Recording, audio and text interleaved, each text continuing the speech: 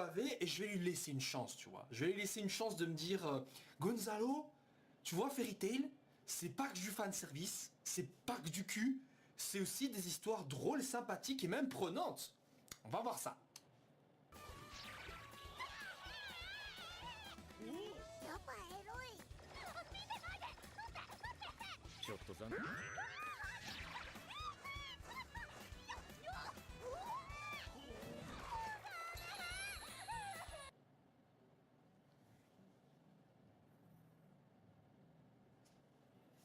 Comment tu veux que je prenne ça au sérieux? Comment tu veux que je prenne ça au sérieux? Sérieux, mais sérieux, comment tu veux que je prenne ça au sérieux, putain? Je veux dire, Lucie, là, la dessin, on dirait... je veux dire, on dirait... limite, d'ici, j'arrive à dire que c'est des faux, tellement c'est incroyable comment ils sont gros et comment c'est pas réaliste. Une vraie femme, putain, elle aurait des douleurs au niveau du dos, putain, mais comment... Comment tu fais, Lucie? Comment c'est possible d'avoir ça? Comment? Comment? Oh, putain, j'en ai marre, moi. 言わないかこのはしたないメイドめこれが好きもっと叱ってくださいともういいの私はこんなに恥ずかしい Bon, on va lui laisser une chance.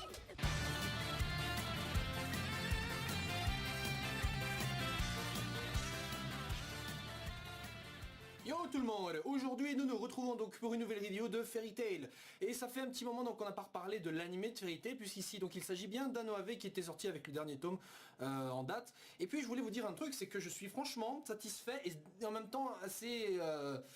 déçu, bon en fait non pas déçu mais pas surpris en tout cas, parce que là on a la continuité du même délire de Fairy Tail, hein. Je sais vous allez me dire mais tu t'attends quoi, c'est Fairy Tail, c'est un OAV, c'est toujours ça qu'on a, c'est toujours des trucs comme ça qu'on va voir dans les OAV de Fairy Tail. C'est Mashima, il s'est dit putain je suis en retard au niveau fanservice, le quota est super bas, je vais tout rattraper avec cet OAV. Bon alors pour parler de celui-ci, donc on a au début de l'épisode une petite portion, je dirais 8-9 minutes en fait, qui est une histoire plus ou moins originale. Bon original ne veut pas forcément dire qu'il y a de la qualité, hein. En soi si j'ai bien compris c'est une adaptation en fait d'une couverture qui était sortie il y a très longtemps, une page cover en fait où on voyait les personnages qui sont donc au début de l'épisode, donc Erza, Lucie, Gren, Natsu, etc.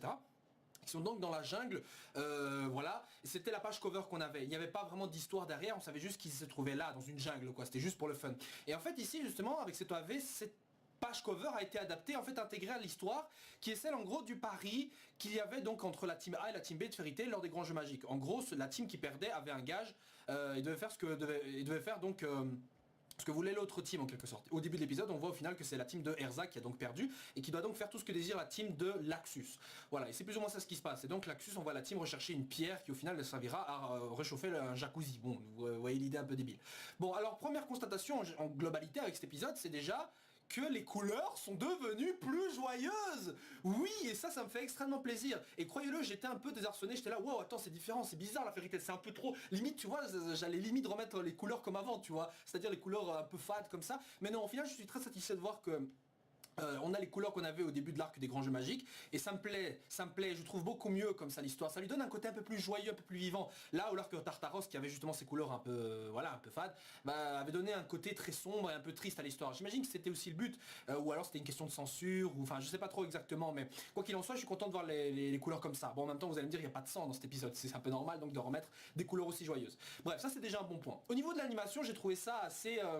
bizarre à certains moments. Il y a des passages qui étaient bien animés, bon, plus ou moins un peu tard dans l'épisode, mais ça reste assez moyen, alors qu'en général, dans les OAV pardon, de Fairy Tail, on est habitué à une certaine qualité. Je rappelle par exemple l'OAV où la team donc, de Natsu et compagnie sont à la plage pour s'entraîner, je crois que c'était l'OAV 4, je suis pas sûr. Enfin bref, on avait une très belle animation. Pareil pour le AV2 qui est je crois Fairy School, vous savez où ils sont dans une école, Fairy Academy, je sais pas quoi. Là où j'ai adoré par exemple le style de l'animation aussi, enfin c'était l'ancien style. Mais à chaque fois on avait une certaine qualité tu vois. Et ici je trouve que c'est un peu en dessous de ce qu'on aurait pu avoir. Bon maintenant ça ne tient qu'à moi mais je trouve que ça c'est bof je trouve.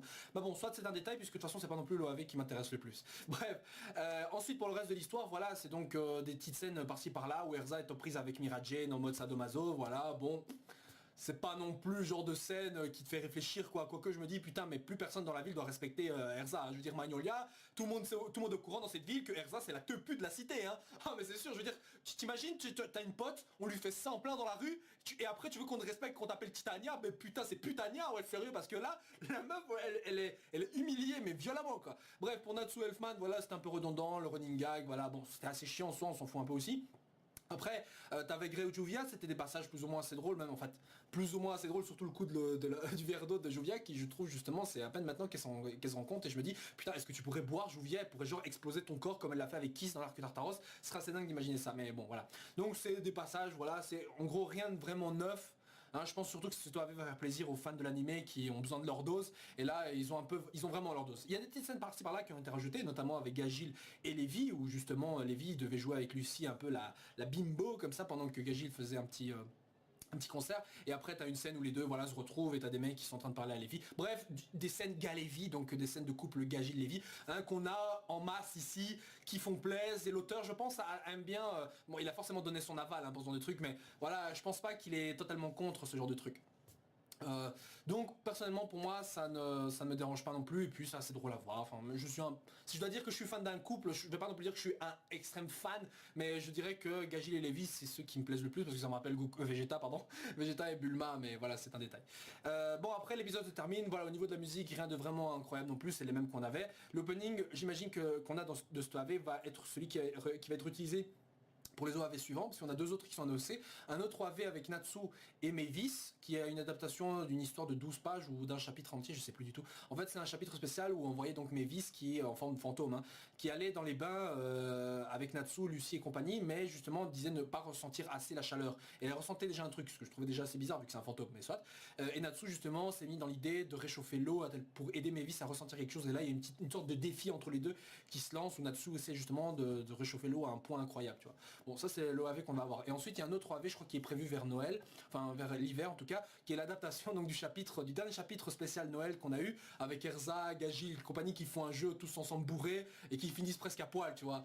Et là je me dis, il y a forcément une version hentai qui sort de ce truc là, mais donc on va voir ça très bientôt. Au final, le seul point positif de l'épisode était l'histoire concernant donc Kana et Wendy, où les deux donc arrivent à se rapprocher un peu plus. Ce sont pas des persos qui en soi étaient déjà très proches dans la série, mais ici on a essayé d'approfondir donc un peu leur lien, et on s'est attardé un peu sur la backstory de Kana. Je rappelle que Kana, donc à la base, avant d'entrer dans Fairy Tail, était à la recherche de son papa, et elle a su que son père était à Fairy Tail. C'est pour ça qu'elle est revenue au fur et à mesure. Au final, elle a intégré la guilde. Et ici, on a découvert qu'avant cela, elle était justement dans une sorte d'orphelinat, tu vois, donc là où elle a amené Wendy.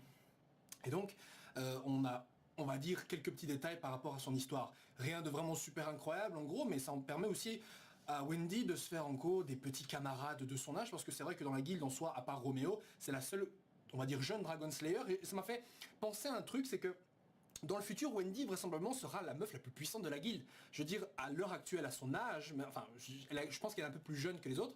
Bon, on va me dire parfois dans les versions, dans certains animés, t'as des persos qui sont tout petits mais qui en fait parfois sont plus âgés, genre Tatsumaki de One Punch Man. Mais du coup, je me dis que putain, plus tard, elle sera super forte, Wendy. Hein. Ça, c'est un truc de malade. Elle va atteindre un niveau incroyable. Déjà, jeune, elle a un niveau relativement important, relativement grand. Alors, quand elle sera plus âgée, putain, ça, je dis pas quoi. Bref, donc, c'était le seul, en fait, partie de l'épisode, segment d'épisode qui était plus ou moins intéressant. C'était vraiment, il y avait un petit effort de développement au niveau des personnages et tout. Voilà, c'est pas non plus, comme je l'ai dit, un truc super incroyable, mais je préfère au moins ça qu'un épisode qui en soi soit totalement débile du début à la fin. Bon, je sais ce que vous allez dire. C'est un OAV, c'est là pour détendre, c'est là pour rigoler. Et en fait, je suis d'accord, hein, parce que je me suis marré à quelques reprises. C'est vrai que j'étais là, putain, c'est quoi cette merde? Mais en même temps, j'étais là, putain, c'est quoi cette merde? Mais quand je dis putain, c'est quoi cette merde, il y a bien le mot merde dans le truc. Donc voilà, parfois, voir de la merde, ça fait rire, mais ça reste de la merde. Donc du coup, cet OAV est certainement là pour combler, comme je l'ai dit, certains fanboys, enfin non pas fanboys, excusez-moi, certains fans donc qui ont envie de voir la suite. Moi personnellement, voilà, j'ai pas non plus passé un moment incroyable, mais en tout cas ça se laisse regarder, c'est pas méchant. Les couleurs sont de retour et j'espère qu'on va conserver les couleurs s'il y a un comeback de Fairy Tail. Enfin, il y aura un comeback, mais en tout cas, j'espère que le comeback se fera avec ce genre de couleurs là, tu vois. Enfin, allez. En tout cas, aussi des couleurs aussi vives que celle-là, ça me plairait beaucoup, quoi. Et pas avec des couleurs, franchement, limite, c'est du blanc pour les cheveux de Natsu, etc. Non, allez, sérieux, quoi. Bref, voilà, c'est tout ce que je pensais à propos, c'est tout ce que je pensais donc par rapport à cet épisode-ci.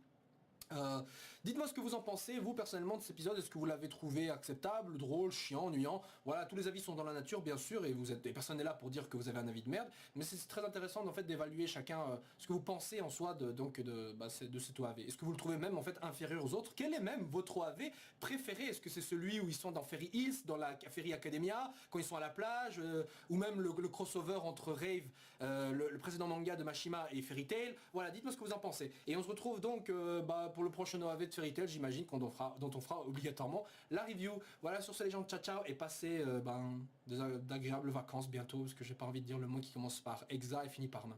Voilà, sur cette ciao ciao. Zoom.